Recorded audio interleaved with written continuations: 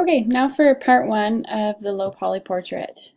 You're going to want to create a new document, and I'm going to want to letter portrait size. You're going to have to make a decision on this based on the image that you choose ultimately.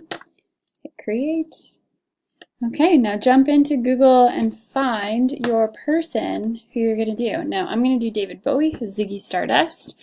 Look for images that aren't too chopped off. Look for images that are a photo. Okay, I mean, you could do some that are slightly chopped off, that's fine. I guess it doesn't really matter, to be honest. Like, you could do something like this that's just a little closer, closely cropped. It's up to you. I'm going to do a demo with something that has hair though, so we can see kind of how I would handle that. Now notice when I'm rolling over, you can see that there's numbers there. Those are units in terms of size. So 1600 by 1600 is obviously going to be bigger than 500 by 500. So I would grab one that is about as big as you can grab. I'm going to go copy image. Oh, that was really spooky. He just opened his eyes. Okay, into Illustrator. Let's paste that image. Okay, I'm going to scale it down, thinking about the composition that I want. So I'm going to go slightly off center, extend it maybe up a little bit, and then I can decide from there. Okay, I'm going to name that layer Bowie. Lock it. Or actually, not quite yet. I'm going to show you a trick that I like to do. So on this layer, I'm going to drag out a box. And I'm going to create it as a color. Okay, and I'm actually going to drag it underneath Bowie. Ultimately, I'm doing this so that when I hide the Bowie layer, I'll be able to see my tracing. So I can jump in and hide that. You could actually just do it on. Oh, I need a new layer. Its own layer there, and drag it under. And then you could keep Bowie locked, and then just hiding that's a little easier. Okay, so now I'm going to jump in a little closer. I'm going to have to decide on a color that I'm going to be able to see really well on top of this photo. So I'm going to go with yellow, I think. So create a new layer and just name it Outlines. Now, the purpose of this is not for your actual triangles that you're going to be drawing, but instead it's to get outlines of the anatomy. So I'm going to turn off my fill. I'm going to grab a yellow stroke and I'm going to keep it at 1. So I'm going to reiterate that. I'm not going in and drawing my triangles yet. I'm just getting anatomy. So this is going to be sort of a guide for everything else. So I don't have to worry about triangles.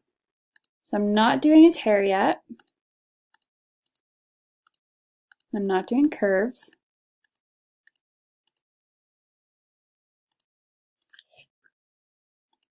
Okay.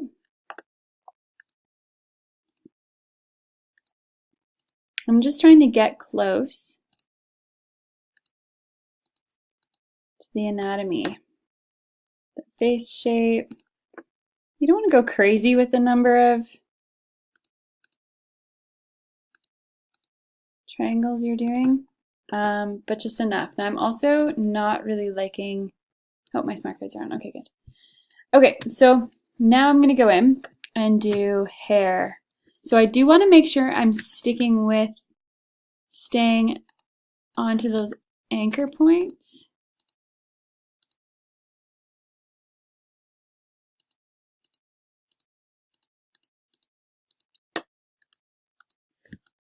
Now, I don't want him to look like he has a helmet, so I'm going to give kind of a little bit of indication.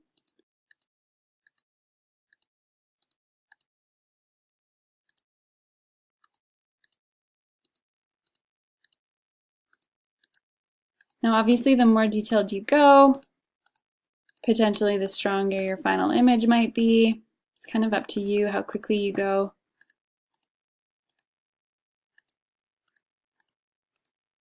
I've had students in the past do really blocky portraits with not a lot of detail, and I think they kind of regretted it in the end. So take the time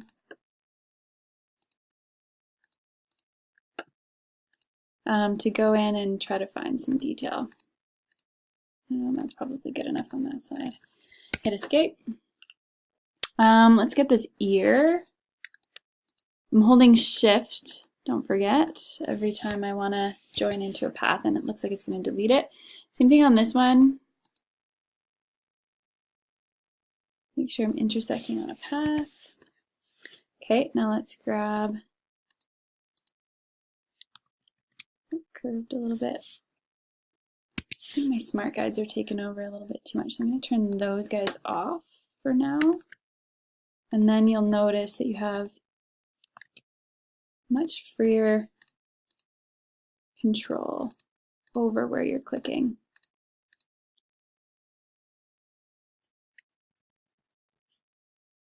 Okay, but obviously, like you saw there, it's not going to show you when you're overlapping a point, or sorry, a path.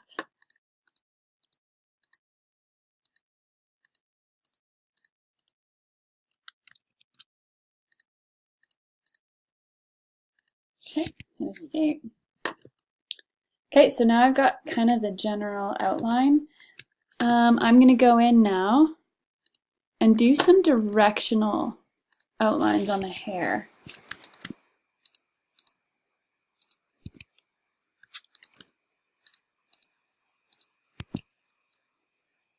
This way in there.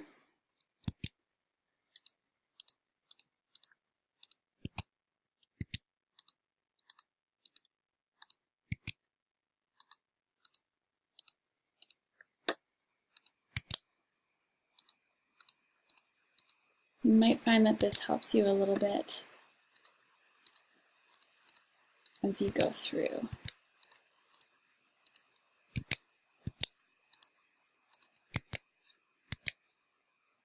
This one. Okay, that should be enough for that. Directionally, I could kind of go down in here. Same thing out here.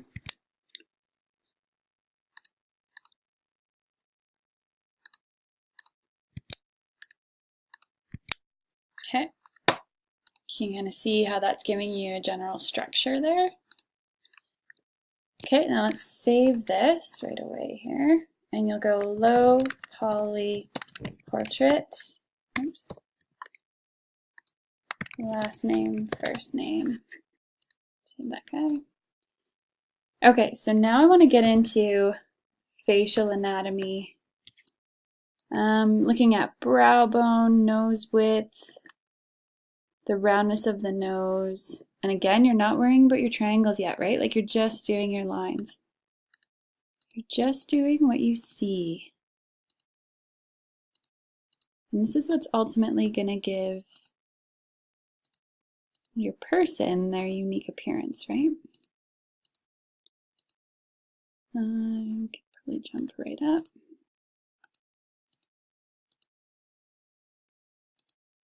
And hit escape.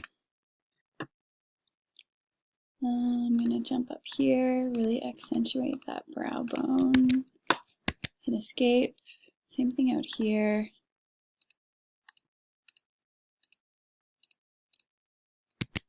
Escape. Okay, I'm going to come in here, do the line of the eye, hit escape, same thing over here.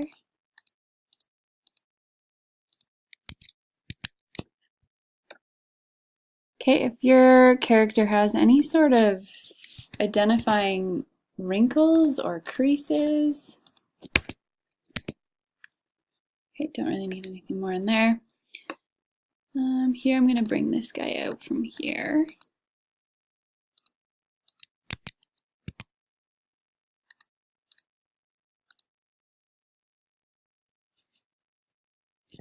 Might have to zoom in if you want to be a bit more detailed on your placement. Yeah, I'm going to jump in here. Okay, and I'm actually going to leave that one.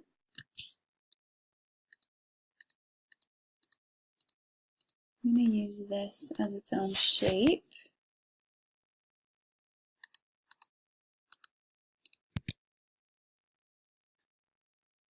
This one, I kind of see a line coming out there.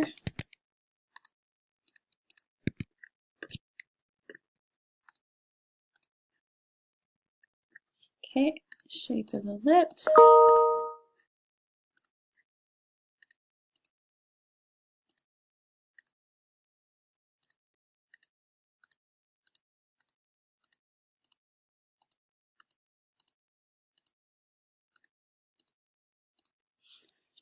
All right, let's shift on that one.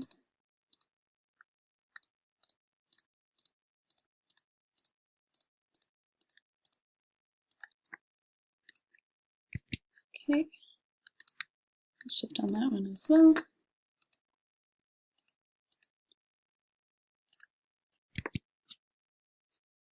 And then you may want to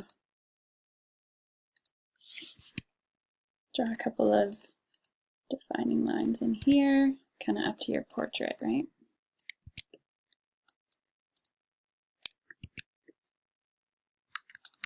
This one's got some good ones to go off of though.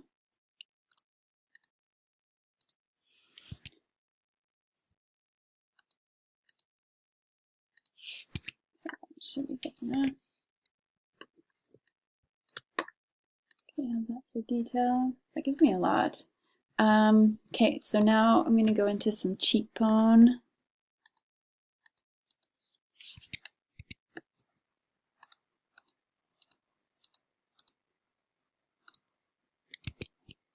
And then he's got kind of like a defining feature there.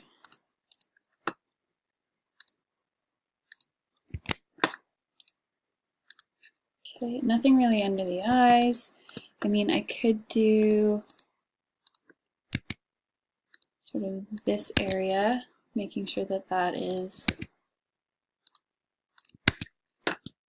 defined in there. Okay, so now filling out the rest of my composition.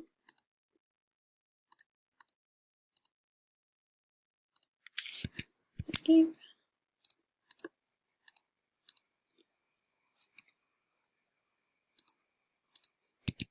Escape.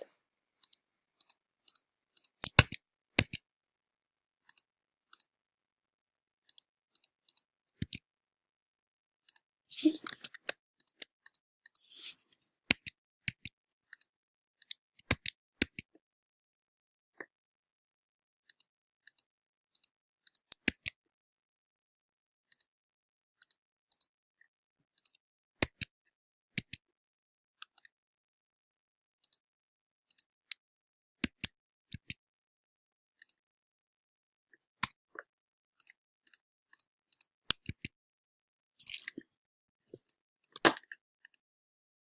Okay, that should be good to get me started on that. So that's part one. Part two, we're going to go into starting to do the triangles.